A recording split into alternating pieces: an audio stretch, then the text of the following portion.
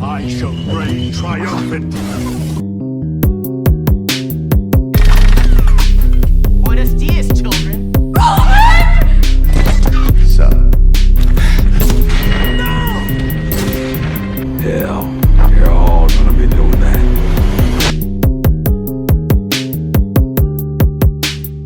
Welcome back to Villain Review, where I review the best and worst villains of all time, not including the swine flu. And today we got the Fire Lord Ozai from Avatar: The Last Airbender. Shout out to Jonathan Hammer for suggesting Ozai, and for everyone who voted for him on the poll. How fiery is this feisty, fiendish foe? Let's break him down and find out. Learn respect, and suffering will be your teacher. Before we can talk about Fire Lord Ozai, we have to talk about Fire Lord Azulon, the Fire Lord prior to Ozai, and also the dude's dad.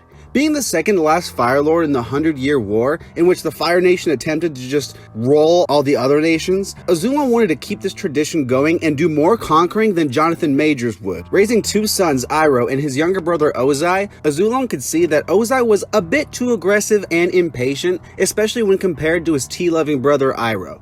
Eventually, when Iroh's son Lu Ten died in Ba Sing Se, Ozai would go, "Hey dad, Ozai has no bloodline, make me Fire Lord instead." And then Azulon would go, "Ozai, you dummy, no way in the Jose am I gonna do that. In fact, go kill that Rufio sounding stupid son of yours so you can feel Iroh's pain." Okay, that makes sense, I'm gonna go kill my son now. Alright, dummy, time to die. I'm sorry, what are you doing? Yeah, I'm gonna kill our son. Okay, for sure, but like, why? Well, my dad told me to. Okay, but I don't want my son to die, so what if I killed your dad instead? Okay, that would be like the sickest thing ever, but you gotta leave because that's kind of sus. Alright, you're right, that is kind of sus, but like, can I at least take my kids with me? Nope. Alright, that's fair. From there, Ozai's wife would be banished from the Fire Nation, Azulon would be dead, Ozai would run shit now, and that's that. From there, he would go on to take up the Fire Lord goal of taking over the whole world, and he wanted to use Sozin's comment to do so. That's a lot of origin. And honestly, there's a lot more I could get into, but no thanks. One thing I'll give the origin of Ozai is that it's very expansive and fleshed out, a testament to how excellent the world building is in this show.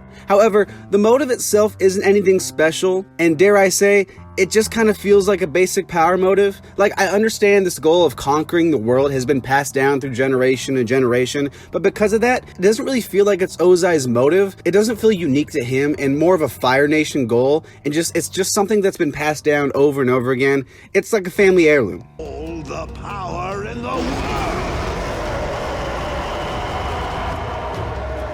So since Ozai doesn't really have an origin story to explain his motive and personality, they have to take a bit of a different approach for that. For Ozai, they seem to take the route of, this dude has always kind of just been a jerk, he was straight up born evil. Now when you watch Avatar for the first time, it takes a while to actually learn what kind of dude Ozai is, as we really only get small pieces of information here and there. In Season 1, all we know is that, you guessed it, he's evil, and he likes his sons like he likes his steaks. Well done, apparently. In Season 2, we learn a little more about him, but we really don't start getting scenes with him, like real scenes, until Season 3. Since he's the main villain of the show and he only has about 11 episodes, the question comes up about presence and if Ozai gets the most of his screen time. Honestly, this might seem like a bit of a hot take, no pun intended. I don't really think Ozai is developed as he should have been. I'm not saying he's not developed, alright? Everyone chill, but personality-wise, there's not a whole lot to look back at when it comes to Ozai. I feel like Ozai kind of sort of falls under that category of villain where being evil is their personality.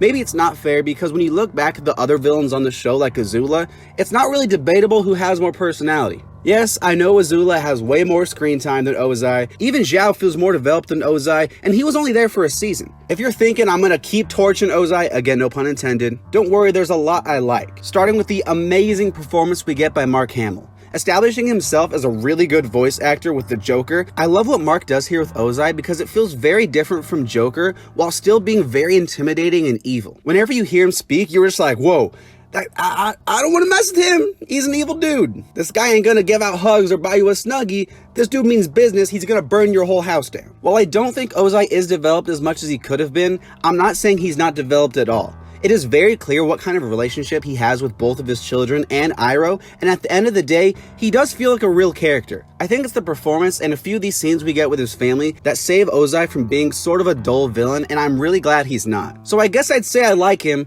but when compared to what we see in other characters in the show, and for being the big final villain, I think we could have gotten a little more. You're weak.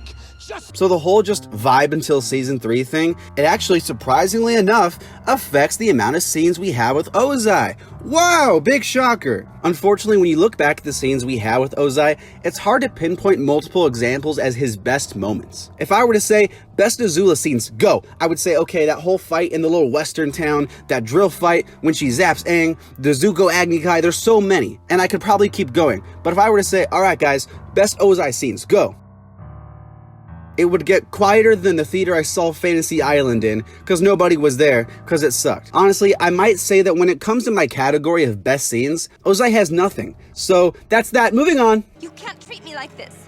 You can't treat me like Zuko.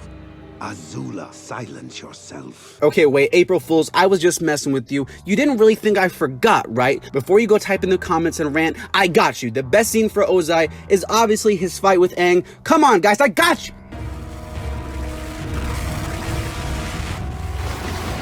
This fight, I'm gonna be honest, probably one of the best fights in animated television history, and furthermore, one of the best fights just in TV ever. The way the fight is shot is it's just beautiful. And whoever directed it clearly has an eye for action, because they know just how long you should linger on a shot before moving away. And you can see every part of the fight really clearly. In Game of Thrones, I was a bit disappointed with the Hound Brienne fight, because they just go,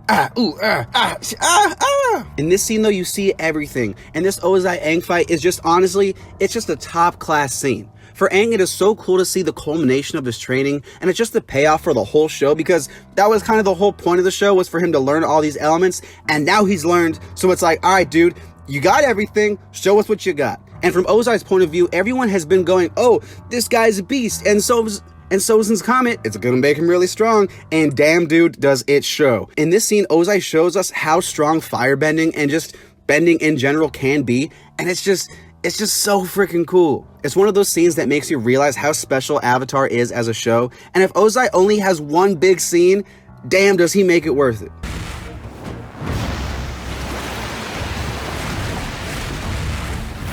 So yes, Ozai wants to take over the whole world, but like Ellie and the Chippendales, I'm not interested. To me, again, taking over the whole world is just a basic power motive, and while it might seem pretty evil, it's really the means of how he wants to go about it that make him truly evil. So basically, when Azula conquers Ba Sing Se because she's a beast, the actual citizens are like, yeah, I guess technically you're in charge, but like, who cares? And then Ozai goes, you dare threaten me, bitch. They call me Mr. 101. When Greta Thunberg goes to sleep, she has nightmares of me. That's how hot I am. You know what? I ain't got time for this. I'm gonna burn down literally everyone to the ground. Your mom, your children, your grandma. I don't care. I think while taking over the world is a bit boring to me, the idea of killing everyone in Ba Sing Se is more evil than spitting your little brother Slurpee. Also, the dude is a jerk of a dad. He has enough quiet moments with the kids to make him feel real, but you still know this guy is not a good dad at all. He's selfish and egotistical, and I think he does serve as a good representation of the Fire Nation as a whole.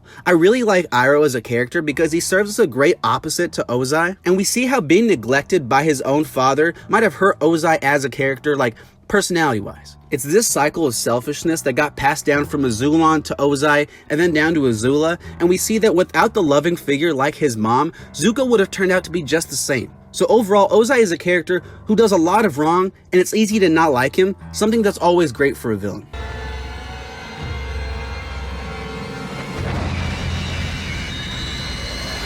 I understand that the motive has been passed down through generations and generations of Fire Nations, but I just don't think it's super interesting and personal for Ozai. His origin is extensive though, and it does a great job of showing how cruel Ozai is as a person, and I enjoy that.